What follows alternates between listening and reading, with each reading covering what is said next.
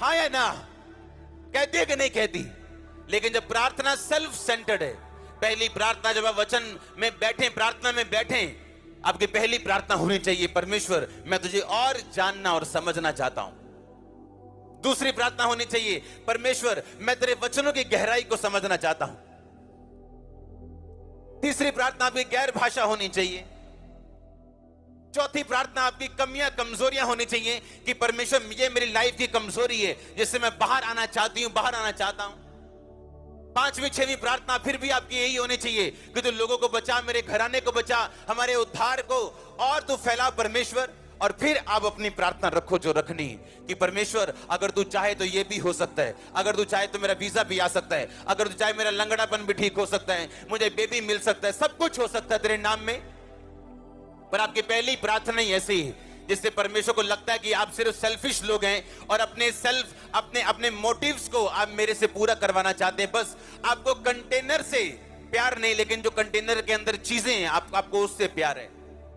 आपको बाप से प्यार नहीं, पर बाप की प्रॉपर्टी से प्यार है। ऐसे बच्चे नाजायज कहलाते हैं और गलत कहलाते हैं। ऐसे बच्चों से बाप कभी प्यार नहीं करता। आपकी फर्स्ट प्रेयर होनी चाहिए परमेश्वर में बढ़ने के लिए, अपने उद्धार में बने रहने के लिए, उसका थैंक्स करने के लिए पास में जो उसने आपकी लाइफ में काम किए।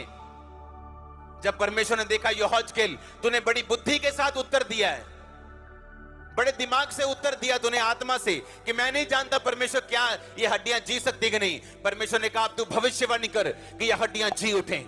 आत्मा उसमें आया। आत्मा आप पे उतरता है जब आप परमेश्वर की मर्जी को पूरा करते हो। आत्मा आप पे उतरता है जब आप परमेश्वर की विल पे चलते हो। आत्मा आपके कामों पे उतरता है जब आप परमेश्वर के साथ साथ चलते हो। आप सेल्फिश नहीं हो तो आत्मा आप पे उतरता है। आज लोग सेल्फिश हैं, आत्मा नहीं उतरता उन पे।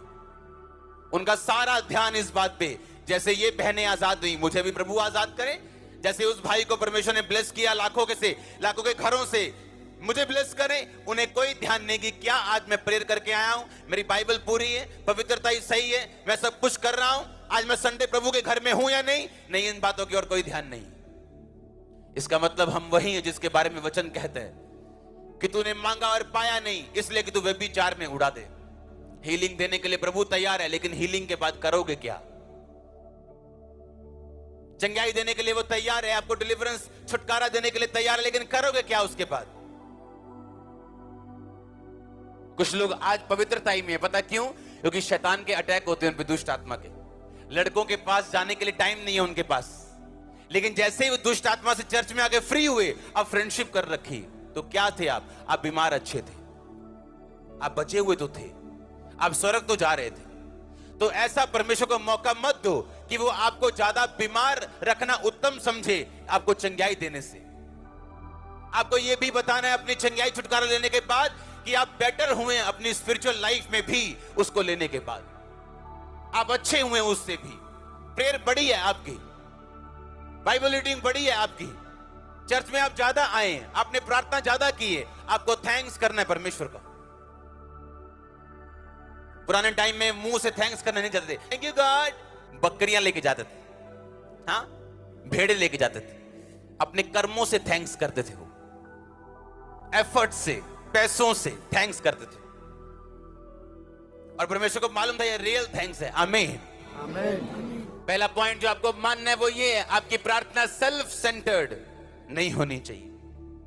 आपके मांगने का मकसद सही होना चाहिए। आमीन। आप तैयार हैं इस पॉइंट को फॉलो करने के लिए?